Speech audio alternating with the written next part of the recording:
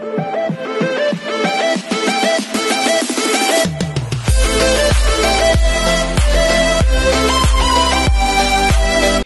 everyone, this is Kijipo Vlogs, a Filipino actor based here in Saudi Arabia, and welcome back to my channel. Agad-agad gawa natin ng reaction video.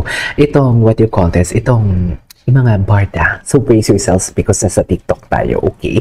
So without further ado, let's start this reaction video. Ay, ano to? Wait, DVD, goodbye DVD ka ako. Ay, OA naman. Pero hindi naman kita masisisi. If that is what you want, yan yung makakapagbigay sa'yo ng peaceful, it's okay. It's okay. Kung yan yung makakapagbigay sa'yo, alam mo, ang importante ngayon sa nangyayari sa atin, kung ano yung makakapagbigay sa atin ng comfort and peaceful na mga pangyayari, doon na lang tayo. Diba?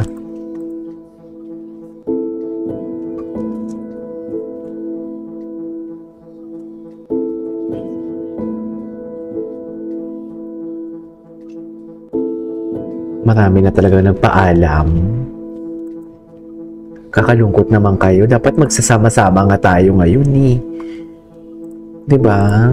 Dapat nga magsama-sama tayo ngayon eh. Kasi nag-umpisa tayo as barda na sa bagay hindi ko di kayo mabiblame kasi last time nga nawala din ako ng isa.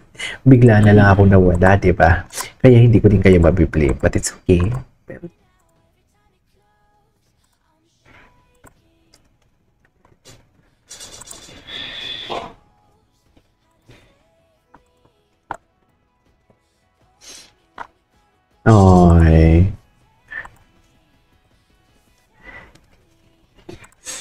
Okay, what's next? Ay, hindi tayo naka-auto scroll. Ipapaalam na talaga siya. Ay. Wait, let's get one thing straight. This photo doesn't even clear to show the man's face, so claiming it David is purely guesswork without clear proof. It's nothing more than an assumption dressed up as a fact. Uy, Ma'am Alice, ikaw yung nagbigay sa akin ng super chat kahapon. Thank you so much, ha. Anyways, magaling din to mag-analyze eh. Assumption dress up. Wait, it's nothing more than an assumption dress up. Kung sa bagay. Kasi ang lapad talaga din. Kung makikita mo, sobrang lapad talaga. Hindi ito yung built ni David. Tapos yung kamay is printed. Ay, yung what you call this, yung t-shirt, printed. Diba? Napaka-printed eh. Let's not pretend this was shared in good faith. The timing, the framing, and the way it being pushed online all point to one thing, an agenda, damage reputation, not just Stephen, but also the play.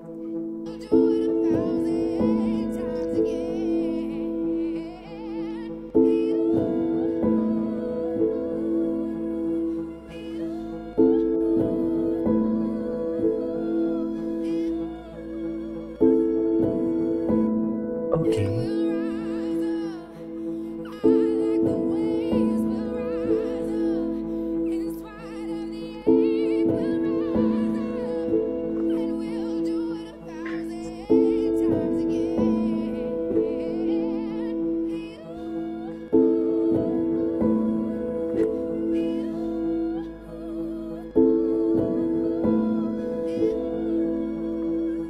Okay. Hindi pala ako naka-auto scroll. Okay, what's next? Ay, si Madam Inertia. Good morning na pala. So, unahin ko na lang muna yung Yeah. Ito. Mga thoughts and opinions. Celine Dion. Mga reactions. Hindi tayo malayo. Celine Dion. Hindi ako masyado nag-graphics kasi kina-capture nila tapos ginagawa na ko na. Mag-aano na lang. Sikat ka na talaga, Madam Inertia, for today's video. Cheers. Okay, napanood ko na yung YouTube video and eto lang reaction ko, no? Talaga bang maniniwala kayo dyan? True. No? Really? You will believe what this girl is saying? True. Talaga ba? Kasi, ako kasi dapat tignan natin yung credibility ng character, yung source of information. And who is this Celine Dion? Codename Celine Dion. So who is this Celine Dion? Doon sa interview niya, inamin niya mismo that she is into sex texting. So nagsisex text siya. Okay. Sino-sino. Sinabi na rin that she has a sugar daddy. Exactly. Totoo yan. Actually, as a trade or something. And, you know, she said herself that they are paid 100,000 kung may kung ikakama, no? So, sinabi niya rin doon sa interview niya that she faked her age in Bigo. But she was still a minor. But she was already at 17, already sexually active. But she was involved in this, Hindi what? I don't wanna, but para siyang CG high class CG siya. So, pero sabi niya, minor siya. Yung Bigo, High class CG. pero minor pa raw siya. Bigo is an app, mami, kung saan nagpapabukol, ganun. So, this is the character. Parang TikTok din siya na may live. And, Parang kumu siya. And she even said that, she has, some older men have invited her to high-end hotels, casino hotels, and she is even, post nude in front of a cell phone for the benefit. Inamin yan na girl. Inamin talaga yan. Palakiano, right? So, yun ang sinasabi niya eh. So, she also dates for a fee. Sabi niya, 5 figures. So, and, what else did she say? And more or less, this is the character of the person saying these things. But what exactly did she say during the interview? Sinabi niya, ganito, GMA, na may label, na pambansang ganyan. Tapos sabi niya, pero sinabi niya kasi 20 plus, no? So, I don't know if that's him, but sabi niya, 2 times na daw sila nag-meet. The last time they met was July. If it's July, ibig sabihin, sila na ni Alex, right? Kung siya yan, kung siya ang tinutukoy dyan. Kung nag-meet daw sila, yung first time daw was earlier sa BGC. When was he spotted in BGC? Di ba ho ay February? Tapos, matagal daw silang hindi nagkita, sabi ng girl. Tapos, yung last ng pagkikita nila was July. So, ibig sabihin, nagkita sila nung sinatukoy niyang guy, whoever that guy is. Kung siya man yun, sila na ni A. Di ba po? Kung totoo yan, And then, sinabi rin niya na mga position, ganyan. Okay, so what do I mean? The character of this person is someone who kind of sells herself. Isasabi niya, she's being paid to date 5 figures. Tapos pag tutuloy sa kama, so, may sex, sugar daddy, 100,000. Yun sabi niya di ba? So, tapos the conversation is really, nakakasuka, it's so cheap. You know what I mean? So, this person will do anything for a fee. And that includes, making up a story. If she is told to say this story for a fee, she will say it. Diba? Kasi for sale siya Ito yung sinasabi niya sa character niya na she's for sale. Okay, so what do I think about her story? Sa akin, don't you think it's a bit scripted? And the timing is a bit off na ang timing niya 3 days ago to posted So that was at the height of the sighting with, in Siargao, right? So, ako, to be honest, parang very scripted yung kanyang sinasabi. Like, parang parang planado yung question kasi the whole conversation revolved around a matinee idol. And it didn't stop there, pati hanggang dulo. Reference nila yung Yung? In fact, sabi niya, sana magkita daw sila ulit. Mm-mm. So meaning, ito ay parang CG on call siya. Parang CG. in other words, so CG. Girls. Ano ba? like that, who cannot even keep a secret when it is high value secret. Di ba po? So in other words, wala pong integridad itong taong to. For sale. Ayoko na magsalita about that. So, I doubt her story kasi parang very scripted. Kasi yung buong interview, although nag-segue sa anong trade boss, what do you do for a living, how do you get money, nag-sugar daddy. True, yun kasi talaga. Doon talaga. Tapos na siya doon sa matinee idol. Mm-mm. So I think this interview was Sobrang fabricated. Sobrang fabricated. Probably designed. It's part of the demo. Ako, I have no doubt. 100% this is part of the demolition job.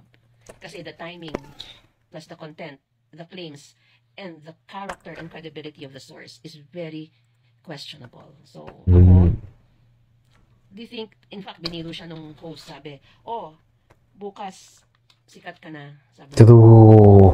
Totoo, yun din talaga yung pinanghawakan ko. Yun ang sinabihan na bukas sikat ka na. Tapos, nakita ko pa, sa ex niya, parang, ang surname niya kasi Dizon di ba? Nirelate niya dun sa Never Say Die na Andrew Dizon. Meron siyang post sa ex. Sabi niya, oh, Andrew Dizon, come to my condo or something like that. So in other words, this girl is also clout chasing. She's clout chasing because she even invited the audience to add me on Facebook, Instagram, and all of that. So she's trying, gusto niya sumikat, in other words, di ba? And this is the perfect opportunity for her para sumikat kasi ma-hot item itong pinag-uusapan ng Siargao and to put in a very bad light. So perfect timing, di ba? Perfect content and perfect purpose kasi ang purpose niya rin maliban sa kung kikita siya dito. Aba, di syempre, kasi nag-beauty contest daw siya. So, beauty contest ba yun? Parang nagsastutter din naman pag magsalita. Sa cloud chasing, yung opportunity niya na sumikat, nandyan lahat. It's very suspicious and, ako, talaga ba, paniniwalaan niyo to? To be honest, paniniwalaan niyo to, to be honest. Totoo, ako hindi. I don't buy it. Tsaka napaka-timely relevant. Diba? Napaka-timely relevant talaga. I don't believe that. But the timing, the character of Sabi ko nga, and the content that they were and the sabi ko nga po is very suspicious kasi it is focused on a specific, they zero in on a matinee idol who has done illicit things. So in other words, this interview was probably paid and designed to smear the name of someone. Very obvious kasi very scripted may mga tanong na parang ano pa kasi di ba kung ang tinatanong lang kung anong trabaho niya, sasabihin niya lang anong trabaho. But why did she have to name or describe a certain person and focus on that particular person? I'm sure hindi lang yan ang lalaki na na-meet niya in her life as an on-call CG, di ba? I'm sure hindi lang yan ang lalaking kasama niya. Okay. Gets ko na. Gets ko na yung CG. Or on-call CG. May iba pa. Hindi naman ako, ang slow ko naman dun sa CG. Definitely part of the demolition. Part of the demolition. David. Totoo. It's so clear kasi part of the demolition. David, I'm sure ang nakakama niya ang naging kasama niya sa bed. Pero bakit nasa isang I love the term. I love the term. Exactly. Doon pa lang of the demolition job. Part of the demolition job indeed. The timing of this with the Siargao scandal and all of that Tinaksa. makes me really very suspicious. If I were you, hindi ko papaniwalaan to yung klaseng ng ganitong tao. Bakit? Diba? Bayad lahat yan. Ang tanong kasi, sino nagbabayad? Yun. Totoo. Yun talaga siya. Magpapatulong na ako sa NBI because somebody is paying big money to our beloved David. Diba? Ako magpapa-NBI na ako kung ako yan. Mayroong bigger hand behind all of this. Mapapaisip ka talaga because timely relevant talaga. Sunod-sunod. Yun din yung kahapon. Sinunod-sunod talaga si Ginoo. Alam mo yung nag-Siargao lang naman siya pero may part of the demolition job na ginagawa sa kanya. Diba? Ang nakatatakot pa dito, sino kaya yung sa circuit niya yung nagsisend ng mga ganyan? Ka-orkot. Anyways, it is our for today's video. This is Kijimo Vlogs. See you next vlog. Bye. So, yun lang po.